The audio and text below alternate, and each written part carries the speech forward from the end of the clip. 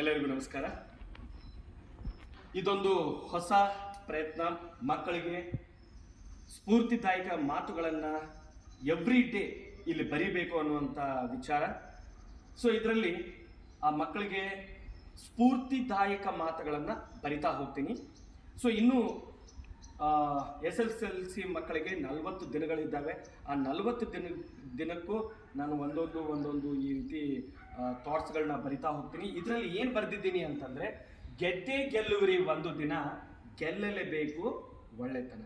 ಯಾರು ಒಳ್ಳೆಯವರಾಗಿ ನಿರಂತರ ಪ್ರಯತ್ನ ಪಡ್ತೀರಿ, 100ಕ್ಕೆ 100ರಷ್ಟು ಗೆದ್ದೇ ಗೆಲ್ತೀರಿ ಅನ್ನುವಂಥ ಮಾತು ಇದರಲ್ಲಿ ನಿಮಗೆ ಸಿಗುತ್ತೆ. ಇನ್ನು SS ಅಂದರೆ ಅದನ್ನು ಡಿಫೈನ್ ಮಾಡಿದ್ದೀನಿ, ವೆರಿ ಸಿಂಪಲ್. SS ಅಂದರೆ ದಿನನಿತ್ಯ ಮಾಡುವ ಸಣ್ಣ ಪ್ರಯತ್ನಗಳ ಮೊತ್ತ.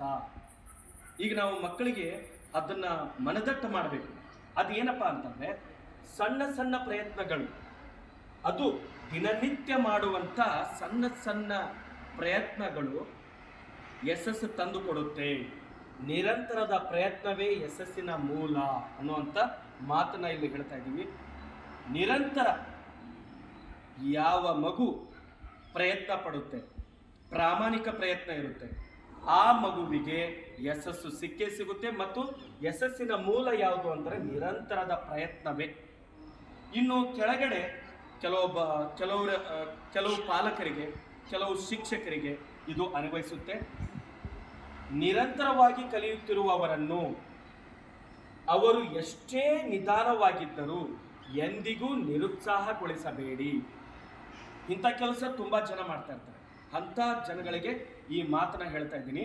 ನಿರಂತರವಾಗಿ ಕಲಿಯುತ್ತಿರೋರನ್ನ, ಈಗ ಓಕೆ, ಎಂದೂ ಓದದೇ ಇರೋ ಮಕ್ಕಳು ಇವಾಗ ಓದುತ್ತಾ ಇದ್ದಾರೆ, ಎಕ್ಸಾಮ್ ಸಮೀಪ ಬರ್ತಾ ಇರೋದ್ರಿಂದ ಇವಾಗ ಓದುತ್ತಾ ಇದ್ದಾರೆ, ಇರಲಿ, ಬೆನ್ನು ತಟ್ಟಿ. ಅವರು ಎಷ್ಟೇ ನಿಧಾನವಾಗಿದ್ದರು, ಅವರು ಸ್ಲೋ ಅಚೀವರ್ಸೆ.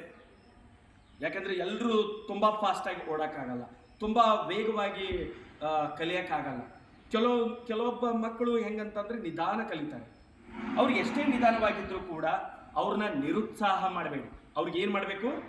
ಉತ್ಸಾಹ ತುಂಬಬೇಕು. ಪರವಾಗಿಲ್ಲ, ಮೊನ್ನೆ ನೀನು ತುಂಬ ಕಡಿಮೆ ಓದಿದ್ದೆ, ಇವತ್ತು ಹೆಚ್ಚಿಗೆ ಓದಿದ್ದೀಯಾ?